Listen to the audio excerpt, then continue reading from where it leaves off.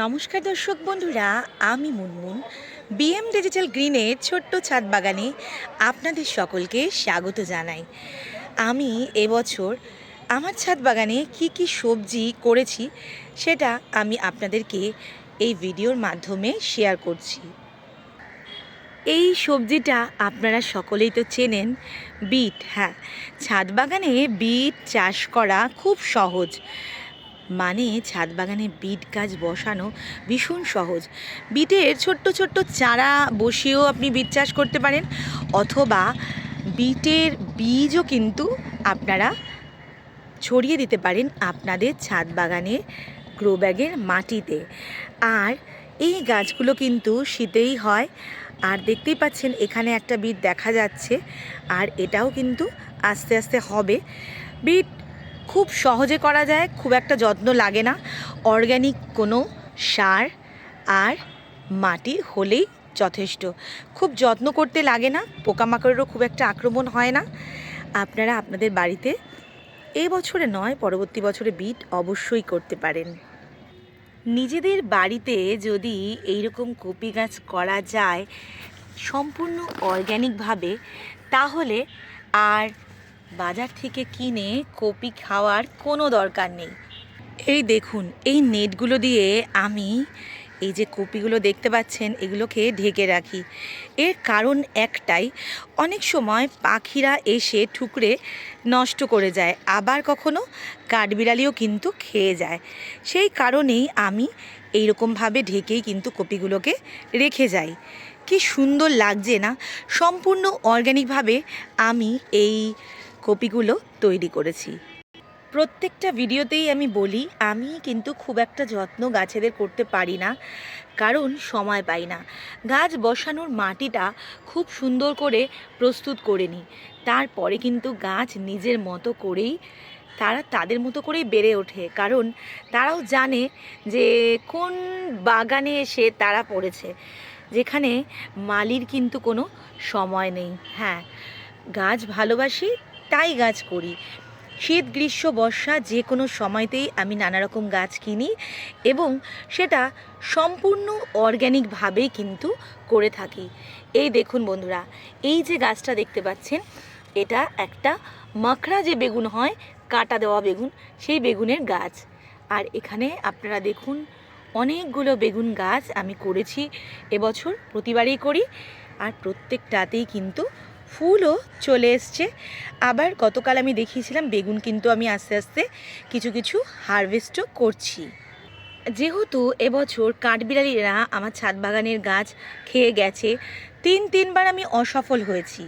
আর এই যে গাছগুলো দেখছেন, এগুলো চতুর্থবার বসানো। এগুলোকে কিন্তু আমি ঢেকে রেখে গেছি, তাই কাঠবিড়ালিদের হাত থেকে এরা কিছুটা হলেও রক্ষা পেয়েছে। এই দেখুন, একটা ব্রোকলি হয়েছে। শীত অনেকটাই চলে গেছে, এখন আস্তে আস্তে গরম পড়ছে, তাই সাইজ যে খুব একটা বড় হবে তাই নয়।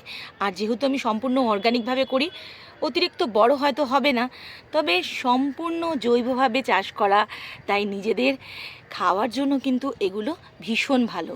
এই গ্রো ব্যাগটার মধ্যে আমি লাল শাক, এবছর লাল শাকের বীজ ছড়িয়ে দিয়েছিলাম। লাল শাক খেতে খুব ভালো, শরীরের জন্য ভীষণ উপকারী। আমি প্রতি বছরই লাল শাক করেছি, এই বছরে এটাই কিন্তু প্রথম লাল শাকের গ্রো ব্যাগ। এ দেখুন, এটাতে আপনারা দেখতেই পাচ্ছেন এই ফ্ল্যাট গ্রো ব্যাগটার মধ্যে আমি করেছি পালং শাক। প্রতি বছরে প্রচুর পালং শাক আমার ছাদ বাগানে হয়। এবছর আমি বারবারই বলছি যে ওই মাটি খুঁড়ে চলে যেত বলে কাঠবিড়ালিরা, তাই খুব একটা যে বেশি করতে পেরেছি তা নয়। 5-6টা গ্রো ব্যাগের মধ্যে আমি পালং শাক করেছি, সেটা আমাদের খাওয়ার জন্য যথেষ্ট।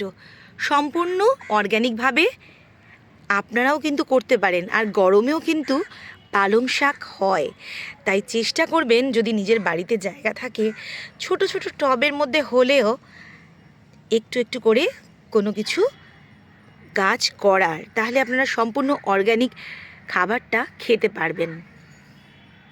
এখানে আরও একটা গ্রো ব্যাগ, যার মধ্যে ছড়িয়ে দিয়েছিলাম লাল শাকের বীজ। দেখুন, সবটা ঠিকভাবে মানে ওঠেনি, আর জলও দেওয়া হয়নি, 2 দিন হয়ে গেছে, তো এইরকম অবস্থায় আছে। এই গ্রো ব্যাগটার মধ্যে পিটুনিয়া বসিয়েছি। পিটুনিয়া গাছগুলো এনে জাস্ট আমি বসিয়ে দিয়েছি গ্রো ব্যাগের মধ্যে, সময় ছিল না। দেখুন কি সুন্দর ফুল হয়েছে না, দারুণ লাগছে দেখতে। এই দেখুন সবটা আমি একভাবে দেখাচ্ছি আপনাদেরকে। সন্ধ্যা হয়ে এসছে, সারা দিন একবারও আমি ছাদে আসতে পারিনি, এই এখন এসছি, এসেই কিন্তু আপনাদেরকে ছবিগুলো তুলে দেখাচ্ছি। আমার ছাদ বাগানে মিলি গাছ কখনোই কিন্তু ছিল না। ফুলটা ভীষণ সুন্দর। আর কেন এনেছি জানেন? তার একটাই কারণ, আমি যখন এই কপি গাছগুলো বসিয়েছিলাম তখন যাতে কপি গাছগুলোকে কাঠবিড়ালিরা নষ্ট করতে না পারে, আর এই গাছের দেখুন কাঁটা থাকে, সেই কারণেই কিন্তু এইরকম গাছ আমি 2টো বসিয়েছি। আর সাথে আপনারা যদি বাগান করেন বা বাগান করতে চান, অবশ্যই পুদিনা গাছের রাখবেন ছাদ বাগানে। এই পুদিনার যে গন্ধ, সেগুলো কিন্তু পোকামাকড়রা পছন্দ করে না। সেই কারণেই আমি এরকম ছোট্ট ছোট্ট গ্রো ব্যাগের মধ্যে, এমনিতে আমার একটা বড় গ্রো ব্যাগের মধ্যে পুদিনা আছে, আপনাদের দেখিয়েছি, আর এইরকম ছোট ছোট গ্রো ব্যাগের মধ্যে পুদিনা এনে রেখেছি। কারণ এর যে গন্ধটা হয় না, পোকামাকড়রা কিন্তু পছন্দ করে না, তাই পুদিনা কিন্তু অবশ্যই আপনারা আপনাদের বাগানে রাখবেন। কখনো কখনো আমি এরকম খড় দিয়ে বা কোনো কিছু দিয়েও কিন্তু এই কপি গাছগুলোকে ঢেকে দিই। এই দেখুন বন্ধুরা, এই গাছটা আপনারা জানেন, এটা আলু গাছ। হ্যাঁ, ঘরে যে আলু থাকে জাস্ট সেটাকে এনেই বসিয়ে দিয়েছি। এরকমভাবে প্রতি বছরেই করি, ভালো লাগে। এই একই গ্রো ব্যাগের মধ্যে বসিয়েছি, আলাদা কোনো গ্রো ব্যাগ আমি ইউজ করিনি।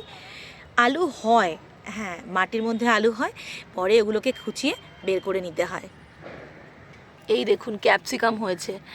আমি যেহেতু এক হাতে মোবাইলটা ধরে রেখেছি তাই এটা দেখাতে পাচ্ছি না। এইখানে কিন্তু 3টে ক্যাপসিকাম হয়েছে। বাগানটা যাতে সবুজ থাকে, আর ফ্রাইড রাইস, চিলি চিকেন এইসবে দেওয়ার জন্য আমি এরকম পেঁয়াজ গাছ করেছি। আর যখন যেরকম ইচ্ছে হয় পেঁয়াজের পাতা তুলে নিয়ে যাই, বাচ্চা খেতে ভালোবাসে, সেই কারণেই কিন্তু এগুলো করা। এই দেখুন টমেটো একটু একটু করে, 1টা 2টো করে পাকে, আর আমি নিয়ে যাই। এর পাশেও টমেটো গাছ আছে, যেহেতু সন্ধ্যা হয়ে গেছে খুব একটা ভালো করে আমি দেখাতে পাচ্ছি না, আর আমার সময়ও হয় না যে দিনের বেলা এসে এদের যত্ন করব বা কিছু। দেখতে পাচ্ছেন, এই হলো টমেটোর গাছ। ওইদিকে আরও একটা আছে গ্রো ব্যাগের মধ্যে, এই দেখুন। পাশে একটা পালং শাক, সে আবার শীষ পালং হয়ে গেছে। ওখানেও কিন্তু টমেটো রয়েছে, আমি যেতে পারছি না ওই জায়গাটা, এখানে অনেকগুলো গ্রো ব্যাগ আছে তাই। এই গাছটা কী গাছ জানেন? ইন্ডিয়ান সিকিম মৌসম্বি। ভীষণ ভালো খেতে, দারুণ মিষ্টি, সাইজে বড়। দেখুন এই গাছটাতে মোটামুটি ঠাকুরের কৃপায় অনেকগুলো ফল ধরেছে। জানি না আমি কতটা যত্ন করে রাখতে পারবো।